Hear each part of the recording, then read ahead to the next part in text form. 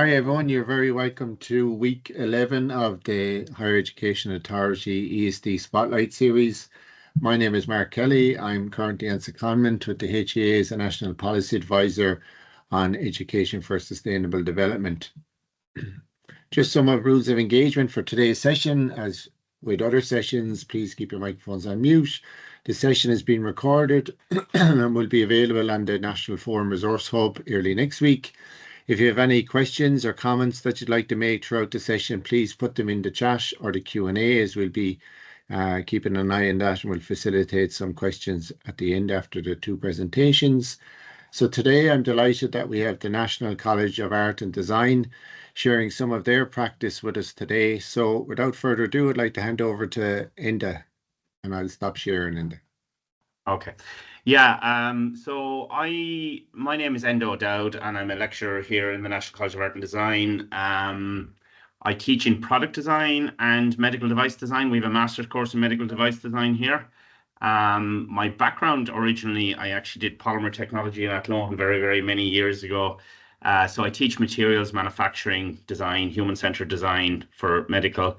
And I also have, because I teach materials within product design, I have a lot of interest, I suppose, in sustainability and how we might become more sustainable with our choices of materials and manufacturing and stuff like that. So I did, obviously in the National College of Art and Design, we have a number of different faculty, different schools. So we have design, we have visual culture, we have fine art, and education. So I ran this circular economy Sandpit for staff right across the college. So it's kind of an initiative to say, well, what is the circular economy? What's it about?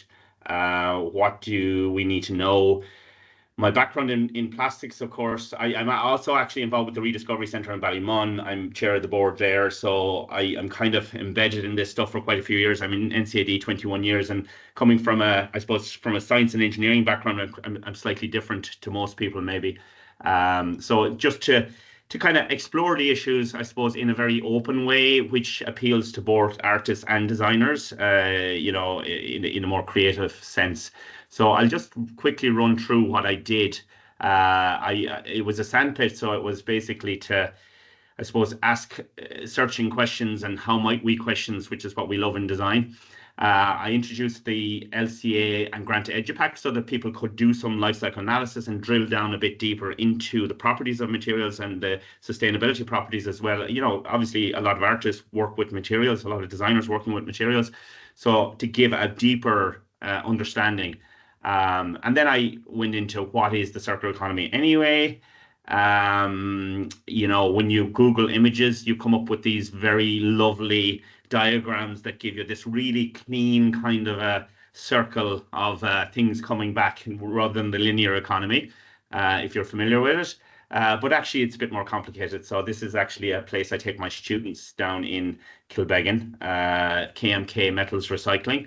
And this is the reality of the circular economy at end of life, trying to garner those few materials out of it. More design equals more complexity. So these are hoverboards and these are motors. The more we design, the more complexity we build in. So that's something that designers need to be mindful of.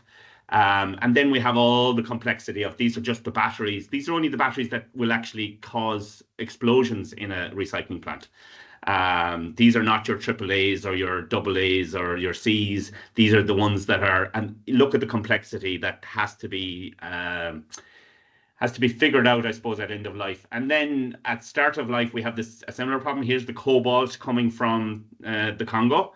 Really difficult to extract those materials. And how do we make sure that we're extracting less so that are recycling properly so that we have this more circular rather than needing new resources all the time.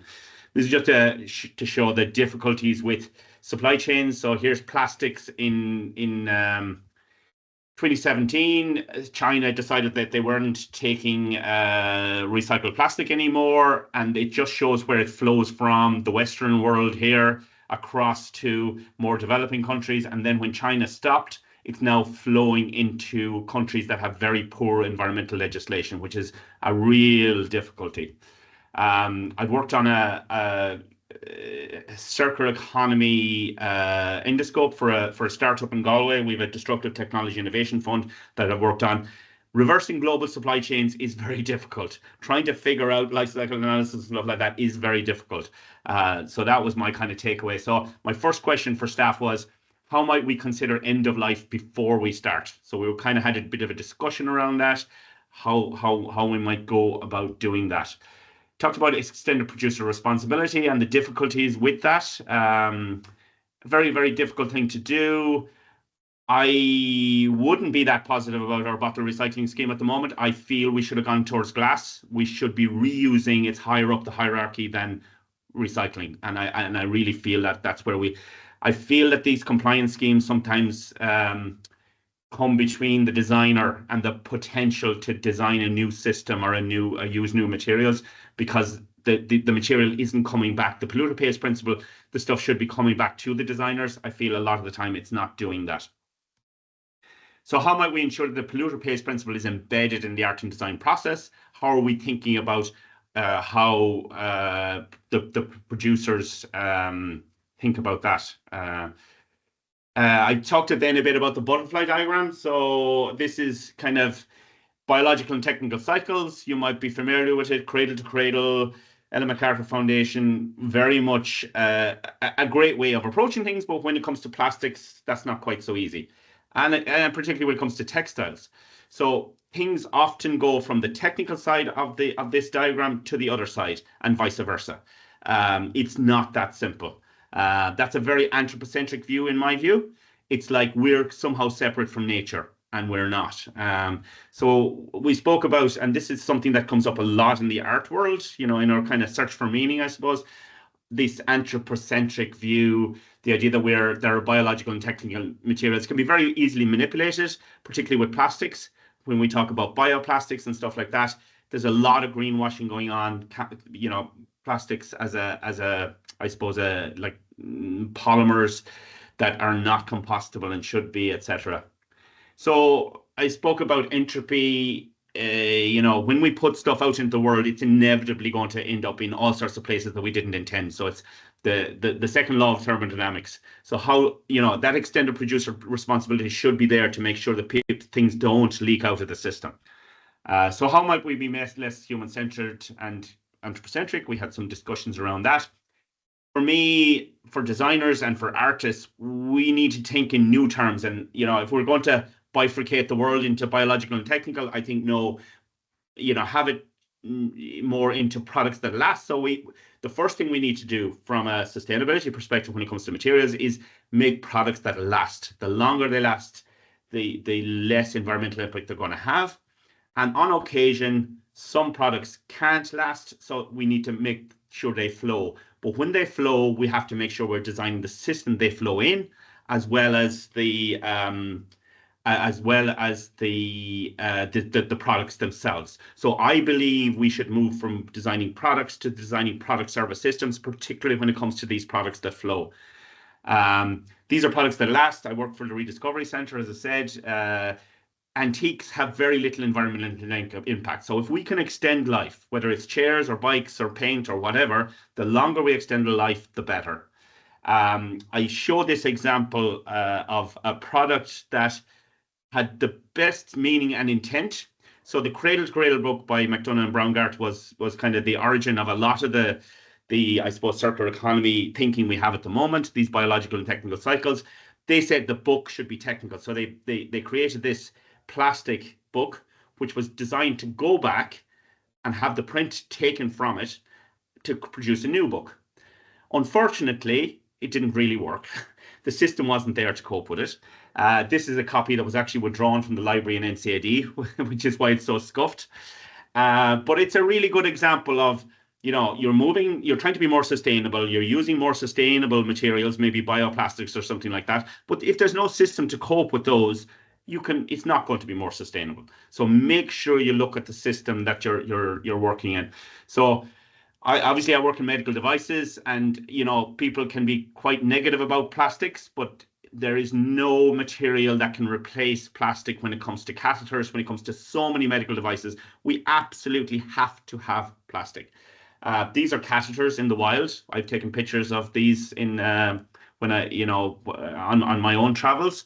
I recognize them when I see them because I've worked quite a lot with them.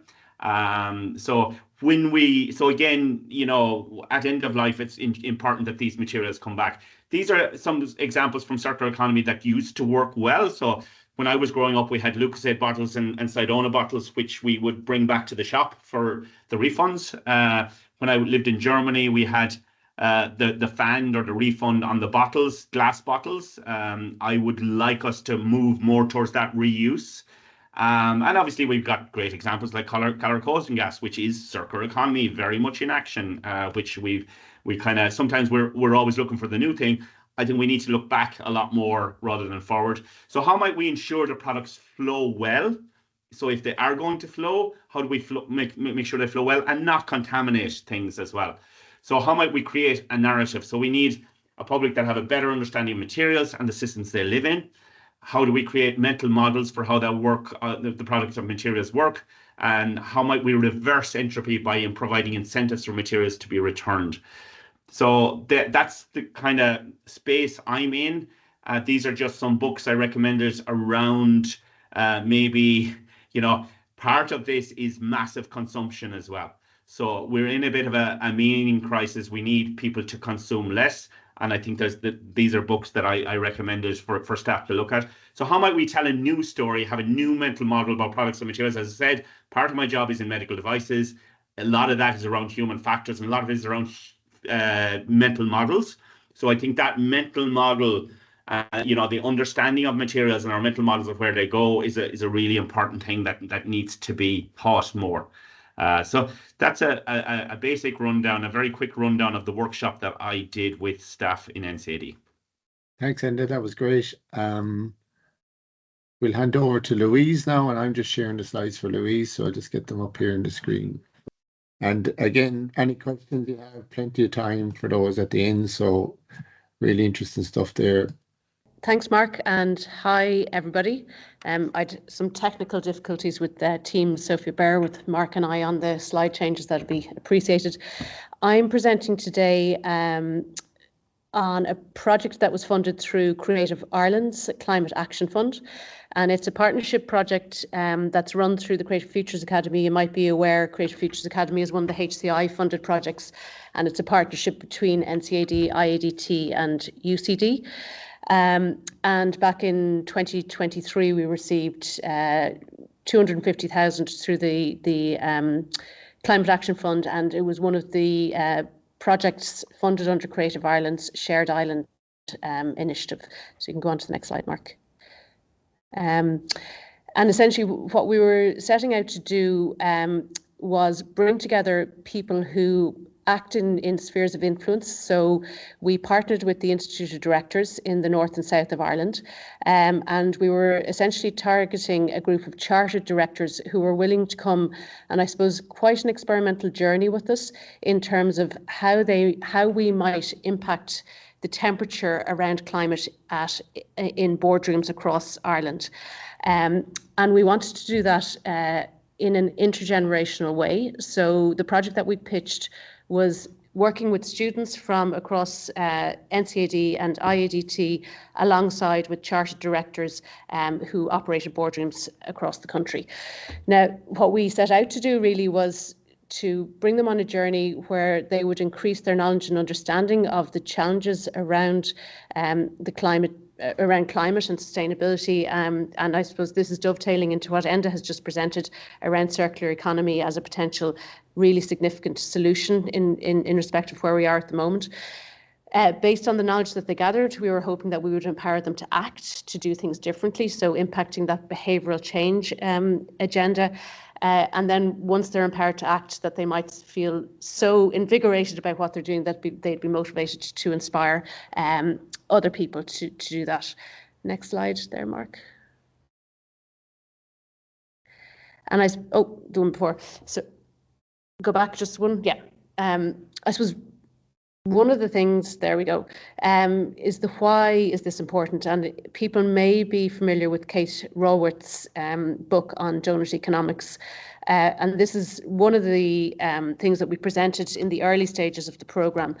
And essentially there's a number of these different graphs, but this one is showing the ecological ceiling bounded by that green circle in the centre of the graphic. And the red areas are essentially where we have transgressed that ecological ceiling. So you can see in the area of climate, biodiversity loss, land conversion, nitrogen, phosphorus loading, we have exceeded essentially our planetary boundary. We're on the way to exceeding the boundaries in respect of air pollution and chemical pollution, and unfortunately ozone layer depletion, ocean acidification and freshwater withdrawals are not too far behind. And essentially once we cross those boundaries, we essentially are occupying a planet that is uninhabitable going forward into the future. So it's really important for us, and I think you can go on to the next slide, Mark. I think what Enda was saying is the only way that we're going to actually change from kind of a linear economy into more of a circular economy is by impacting mindsets. And just to show you who was in the room, because we had 24 directors working paired with 20 students from NCAD and IADT. But we did have people who occupy, I suppose, positions of significant influence. So you can see on the left of the slide there, we were engaging with, I suppose, you know, the chairs of boards of the ESB and energy regulator in Northern Ireland, a number of banking institutions, a couple of universities were involved. A number, I suppose, of multinationals and also advertising agencies. So essentially, we were very lucky that we, I suppose, had a very broad breadth of representation and influence. And the programme that we worked with was challenging, both from the perspective of the chartered directors, who were coming, I suppose, with the level of wisdom, a wealth of knowledge, working with quite young students who were very nervous about walking into a room with people with all these levels of experience. And the students had varying backgrounds, mainly in design, so graphic design, illustration, and then in terms of user experience design. So go on to the next slide there. And just in terms of structuring the programme was quite broad to begin with. We worked very much with the Department of Energy, Communications and Climate, also with the SEAI and the Environmental Protection Agency. And we would have gathered a lot of data from the various reports that they've published and identified that the 4 key systems that are impacting our carbon emissions are around agriculture and food, transport and mobility, consumables. We focused on textiles, and then the built environment. And of course, energy is a cross-cutting theme across all of those. And the way that we structured the programme was that we had an academic lead overseeing all of those systems. So we had Lara Hanlon, who's based in IADT, herself and Gwen Cunningham were the, I suppose, the academic architects of the content of the programme, and then Lorraine Darcy, based out of TU Dublin, had expertise in mobility, and then Brian O'Brien, who actually, as far as I'm aware, is not an academic, but he has a lot of experience in terms of green architecture and built environment. And just to show you the breadth of expertise that we brought to this, to the programme. So we had 9 national and international experts, and they essentially were lending their expertise across policy, behavioural change, donut economics, circular economy, systems thinking and design thinking. And you can see there we had Laura Burke from the EPA, we had Philip Nugent from DEC presenting, and alongside a number of international presenters. Particularly, we worked with the Circular Economy organisation based in the Netherlands, who are quite far ahead in terms of how they're addressing embedding mindset and behavioural change around circular economy, moving from linear into circular. In the next slide.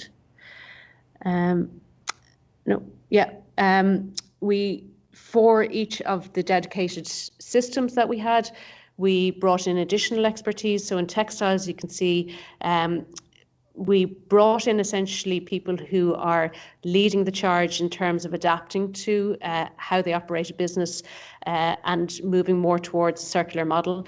So James Hill has a company called Responsible, the same with Rick Early in Certex. All of these are using models that are much more circular. And what we wanted to do as part of the programme was take a little bit of the overwhelm and the fear and present this transition to a more, I suppose, climate-centric model to be seen as an opportunity rather than to be seen as something that is a real significant challenge. In built environment, Arup have been doing a lot of work in this space. Justin Kinsella of Harcourt Technologies has brought kind of the first 3D printer cobot into Ireland. They were on site, I think, a couple of months ago in Louth, 3D printing a number of houses. So there are disruptors and innovators in the market, and I think it was really important for us to bring that expertise in to show people in positions of influence that there is opportunity born out of the challenges that we face. And just on the next slide then. And again, similarly across agri-food, a lot of different people innovating there. Karen Hennessy is looking at setting up Ireland's first hydroponic lettuce farm in the Midlands, part of the kind of regeneration of that bogland area in the Midlands. And then we have in mobility, again, a number of people on Post, I suppose, again, is a leader in terms of their adaptation into electric vehicles. So a lot of potential in terms of what's possible. Go on. And then the programme itself, essentially what we were doing was we were using a design methodology. This is the design methodology based on the Design Council in the UK. And we were going through, I suppose, that iterative process of discovering what the problem was, defining where we were going to focus, designing certain prototypes, and then coming up with actionable solutions. And the programme ran from November 23 through to November 24. And in February, we kicked off with our first workshop. We had 5 workshops, in-person workshops in total. We actually had to add on a couple of workshops over the summer, and then we culminated with an exhibition in November 2024. And just looking at some of the desired outcomes from those workshops. So we were hoping that people would understand the systems and the challenges that were embedded within them. That they needed to, I suppose, be aware of the urgency in terms of adopting circular strategies, that we were equipping them with a series of design thinking tools that they could use back in their boardroom context or within their company environments to help to unpack some of the challenges they were facing, and that they would feel inspired. You can go on to the next slide. You can click through these ones pretty quickly, Mark. Just to give you a sense of who's in the room, students, this is putting directors out of their comfort zones. They were asked to draw portraits of each other. So we had beautiful ones from the students and quite interesting ones from the directors. You can go on to the next slide. Then for workshops 3 and 4, as we're moving down along the process, we were hoping that people would have an understanding of sustainable design principles, that they would have those tools and I suppose a confidence to be able to use them, that they would be able to critically analyse what might work from a conceptual point of view and what might not, and that they have increasing personal commitment to driving this in their own spheres of influence. You can go on. And then just to show you, there was very much that mix of kind of PowerPoint, corporate, and then kind of playful engagement around some of the climate challenges.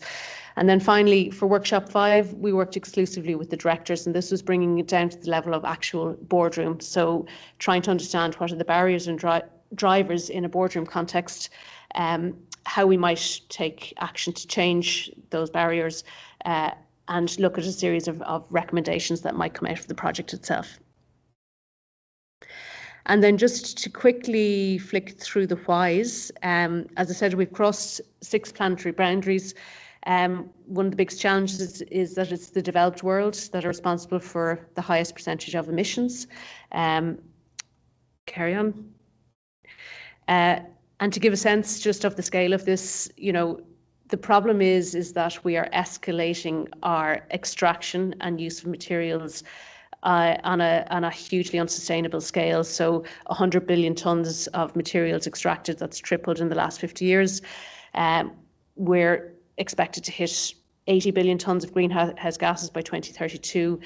And currently our global economy is only 7.2% circular, and that's actually reduced from 2019. It was 9% in 2019. And just to say, what we need to do is reduce our resource extraction and minimise the dispersion and loss of materials. And just these are some of the slides that were presented to the directors to just give you a sense of the scale of the problem. From a textile point of view, 107 million megatons of fibre were produced in 2018 alone, and that's risen by 35%. Or expected to by 2030. And then there's also a huge problem in terms of the type of fibres. You can see over 62% there is synthetic. And this is basing, you can carry on the take, I suppose, make, use and waste model, and we need to move to the reuse, recycle model. So clothing, unsurprisingly, represents 60% of the total textiles used. Over 1 billion new items of clothing are produced every year. I think there's a stat that says if we stopped clothing production tomorrow, that we'd have enough clothes to clothe the world for the next 100 years. Something to keep in mind. You can carry on to the next.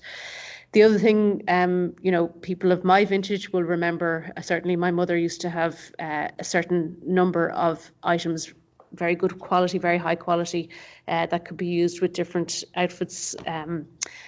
So that idea of buying to last is pretty much gone. The fast fashion, unfortunately, has taken over. So people are wearing garments and literally disposing of them after one or two wears. And that, if you go on to the next slide, is contributing to this huge problem, which is so much of our clothing ends up in landfill or in incineration. And, you know, very stark, less than 1% of material that we produce is recycled into new clothing. Very stark statistics. In terms of agriculture, you know, our appetite is huge. 44% of the world's habitat is used for food production, and of course that's leading to massive biodiversity loss. You can go on to the next slide. And then the scale of production. So, you know, 9.5 billion tonnes of crop production in 2021. That's increased by 54% since the year 2000. Huge increases similarly with meat, growing by 53% and 58% for milk in the same period. And they're responsible for more than 1/3 of global greenhouse gases. And on the next slide, the challenge really is that there's more than 1 people worldwide are obese, and it's due to poor nutrition, while nearly 1 billion people in the world suffer from hunger. So we have a huge problem on our hands here. And then just in terms of the built environment, and this is more related to the Irish context, we all know that we need, so well, actually this slide is old, they're now I think saying 50,000 houses per annum. The challenge is that, you know, with that scale comes a scale increase in terms of waste and emissions, and currently built environment is responsible for over 1/3 of our carbon emissions. Another huge problem. You can carry on. But there are a lot of solutions. Again, you know, just some examples of building as you know, generators, as prosumers. So there is a lot we can do. That's the image on the left-hand side. The one at the top, the Tekla. If you get a chance to Google this, it's the most beautiful production of a building ever. It's a 3D printed building made out of mud. The mud is extracted, a binder is put into it, it's extruded back out. You know, huge opportunity for creating beautiful things with literally no impact. You can carry on to the next slide. And then just in terms of Ireland, we're one of the fastest growing economies. We're increasing our use. We've huge reliance on fossil fuels, despite maybe what you might hear from the energy producers. We import a lot of our energy, and a lot of that is based on fossil fuels. And we, compared to the European average, are very low in terms of our circular economy at only 2%. So just, that was kind of the journey that we took the directors and the students on, and we used, you know, a huge number of different design tools and processes. The yellow sticky notes highlight those down at the bottom of the design process and the design journey. You can flick through here. There's just kind of some of the graphics of the processes that we used. You can keep going, Mark. And I suppose just from our perspective, what we were working across was 4 particular journeys. So the intergenerational learning journey between the student and directors, the student's journey, so they basically were being credited for the work that they were doing as part of their BA modules. And you'll see some of their work in a moment. The director journey, again, they had a particular lens and a particular perspective and a particular mission. And then the north-south journey, because obviously as an island, we operate in 2 different jurisdictions that from a climate perspective have very different regulatory environments. So that was another learning journey that we undertook. And the next one, Mark. Yeah, next. I think so the students the students came up with 18 different design proposals. 1 or 2 of them partnered on some of these. I think the directors were blown away by, I suppose, how quickly they came up with possible solutions to some of the challenges. They focused mainly on textiles and food because I suppose that's within the area that they knew. But again, I suppose one of the things that the directors were impacted by was how much ideation and innovation sits within third level institutions and how might we be able to unlock that. So that's something that we're kind of considering as we go forward with this programme. You can go on to the next slide. And then the directors themselves identified 5 key barriers to change within the boardroom. The barriers are outlined there. We don't need to go into those because on the next slide there's the solutions that they're working towards. And essentially it's around things like building a shared understanding of what the, I suppose, scale of the climate challenge is. A lot of both directors and students came in believing they knew a lot about the climate challenge and the scale of the urgency. Once we brought them through the first 2 workshops, they actually realised they knew very little. We need champions to show what change looks like. And if you go on to the next slide, there's a huge amount about making our journey public, so the visibility around that, the ability to give climate a central role at the boardroom table, and then how do we incentivise people and celebrate progress in a very real way. And then I suppose as part of the programme we were looking at incentivising directors and calling them to action, so where might they make change, and similarly then with the general public we also had a call to action. And if you go on to the next slide, looking at how they might make change, whether it's to their consumer patterns or to their food waste patterns, we were asking people to make commitments in relation to these. And if you go on to the next slide, in November of last year, we had an exhibition in the National College of Art and Design Gallery, and there's just a few slides to finish to show you what that exhibition looked like. What we're calling out is that this is not business as usual, essentially, and you can move on there, Mark. So it's not shopping as usual. This is a gift, but it's probably not moving at the moment. You can, go on to the trying to build, bring out kind of data that will resonate with people. So, buying a pair of jeans takes nearly 4,000 litres of water to produce 1 pair of jeans. Huge amount there. Think of all the jeans in the world. This gives you a sense of what the exhibition looked like in situ in the National Design and Craft Gallery. We designed it to have the lowest and most sustainable carbon footprint that we could have. And you can go on, and that's the last slide is just on the impact. So just over the length of the workshops, you can see that we went from people having limited understanding of climate and environmental systems to having very strong, and then growing in confidence in terms of taking a leadership role around climate. And just to finish, to say we've also in April of this year just received funding for phase 2 of this programme. So that's going to focus on touring the exhibition to 10 public sector and corporate organisations on the island of Ireland. And we're aligning that with a series of design thinking workshops and some future scenario planning workshops as well. So thank you. That's it, Mark. Thanks, Louise. That was great. Sorry for jumping around with the slides. No, I was lucky enough to visit the exhibition, and it was fantastic, and have a chat with Louise at the time. So when it's touring around, I would recommend people find out where it's going and visit, because it is really interesting, the process. I love the intergenerational aspect of it, and the removal of hierarchy through the process, where you have managing directors engaging with students in a very direct. But I think we'll give Louise a little break, because she was talking for a long time there, and go back to maybe a couple of questions for Enda. And if anyone else has any questions, just post them in. So there's some nice comments in the chat there about both presentations.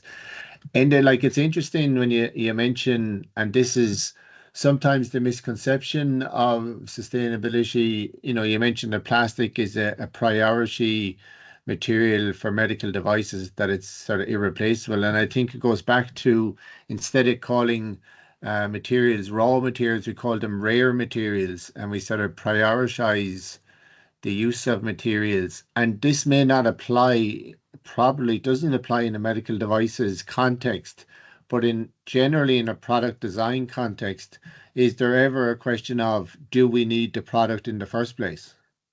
Absolutely, yeah. And I mean, yeah, the consumption is beyond exponential.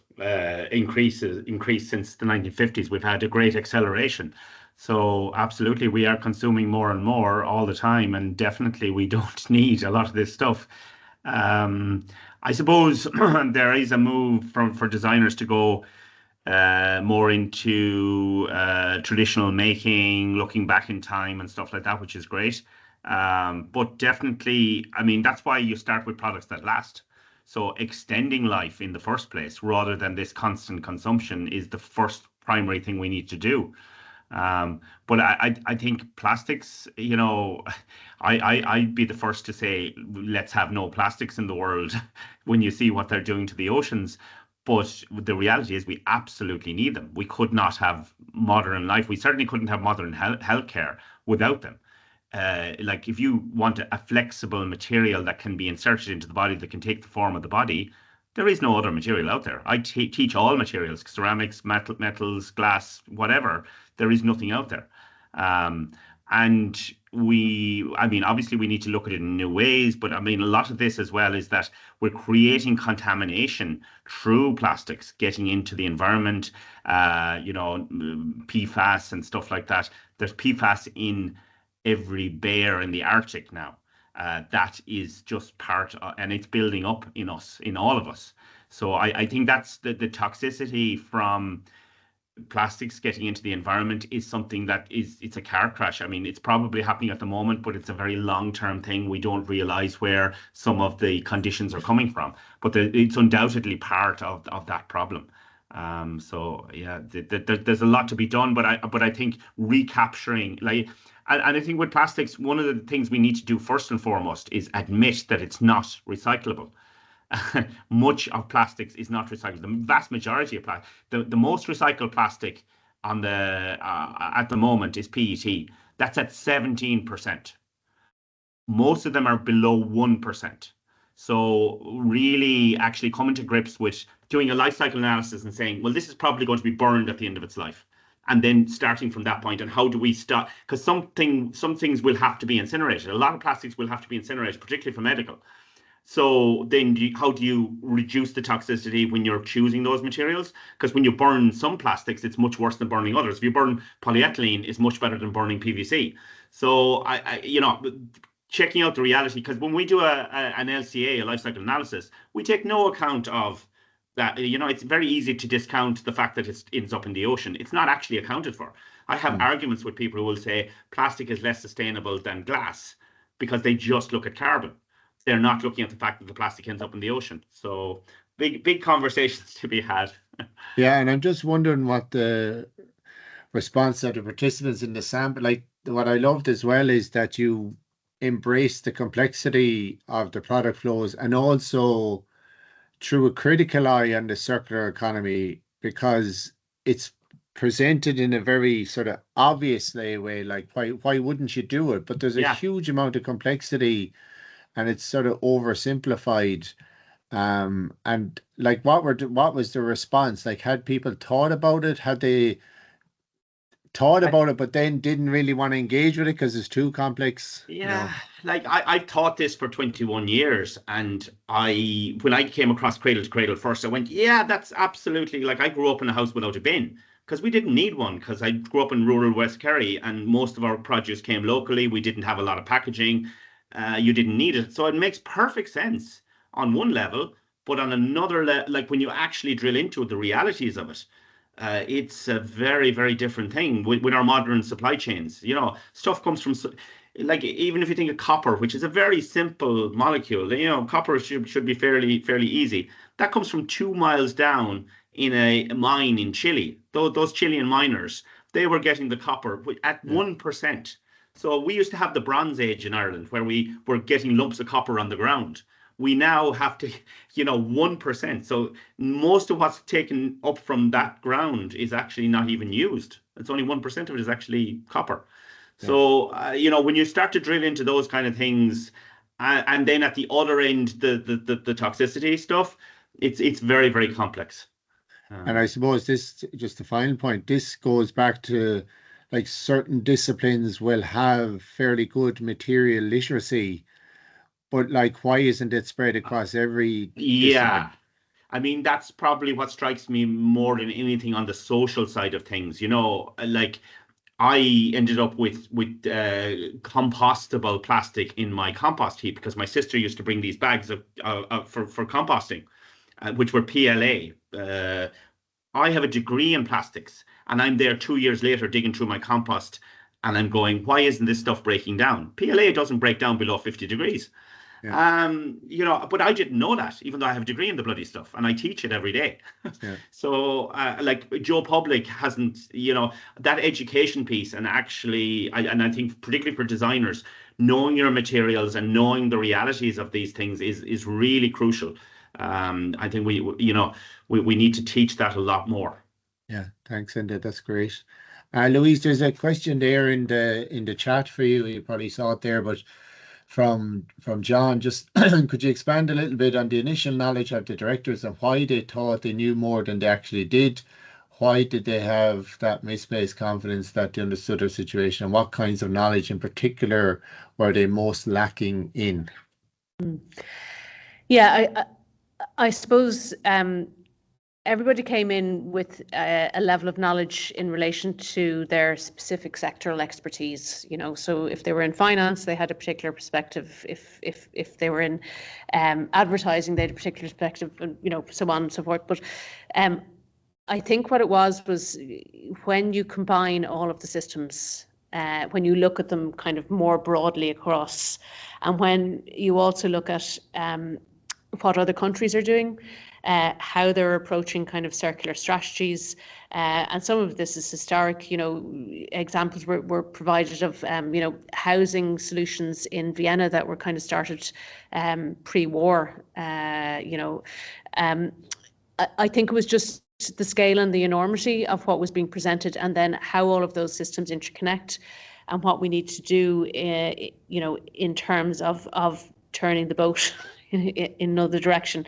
And I suppose the other thing that was really positive was bringing those kind of, disruptors and innovators, and a lot of them were, relatively small Irish companies coming in saying, actually, we saw the problem, but we looked at it through a very different lens. We looked at it through the opportunity lens, and we approached this as, how can we solve this, as opposed to, how can we retrofit something into, a system that has existed for a long time and is just not fit for purpose anymore. Yeah, and the boat analogy or metaphor is interesting. I saw one that I've used myself, is you're trying to rebuild a boat while you're still sailing. And that's the big challenge, really. You can't just stop the global supply chain and say, can we pause for a couple of years? And so that is a huge challenge. The other question that's in the chat was about Corey asked if there's much discussion tools around economic pivoting to transition companies to new markets of sustainable products and services while maintaining company financial stability. Look, I suppose one of the things about this program was because we were covering such ground, it was relatively light touch. So we weren't coming up with particular models for companies to be able to pivot. The reality is that when the ESG kind of fines start to come in, I think you'll find the companies will need to pivot quite quickly. So while we would point to certain models that are out there, we weren't kind of saying this is essentially the solution for you. But I suppose what we were hoping really was that, you know, presenting the scale of the challenge would impact people both personally and kind of in their spheres of influence to change before they're beaten with a financial stick to start to try and make that change. But look, it's not easy. It's hugely complex. You know, you're looking at the world at the moment, you know, and with the kind of new political regime, you know, I'm starting to wonder, is this kind of the fall of capitalism to a degree, and would that be a good or a bad thing? So, you know, I think there's a lot going on in the space. Yeah, and a lot of these things as well is like unintended consequences for something you thought you wanted, and then it happens, and then something else happens. So it's the unpredictability and complexity of it is, you know, is very real. Just a question for myself, because as I mentioned there in the beginning, the intergenerational aspect was really appealing to me. I was wondering from the student perspective, like the feedback that you got from the students. You said that they were quite nervous walking into the room on day one, but by the end of, I know they probably didn't participate in the last workshop, but what was their feeling and feedback on the whole process? They gained a huge amount from it. They were very nervous to begin with. I'd have to give credit to the directors, because actually they really did act as mentors to begin with.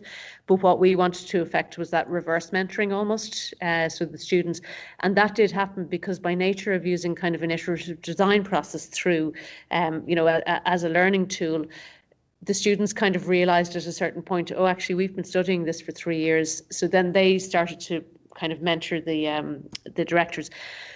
But for them, I suppose what they got from it was a real insight into, you know, a wide variety of different business contexts and worlds, and some of the regulatory environments that, you know, constrained directors and who are sitting on boards. So the students came away with, you know, I suppose, first of all, they brought this kind of energy, and they brought this kind of optimism and innovative kind of an imaginative mindset to the table, where they were like, well, you could just address it like this. And the directors were going, oh my God, you know, we need you kind of in our boardroom. So they came away with that kind of confidence of, actually we have agency, actually we have a voice, actually we have something to contribute. And now we have gained a knowledge of what a corporate world looks like. So it was really, really enriching for them. We've, you know, a lot of testimonials, you know, and actually relationships. I mean, they made relationships that are continuing.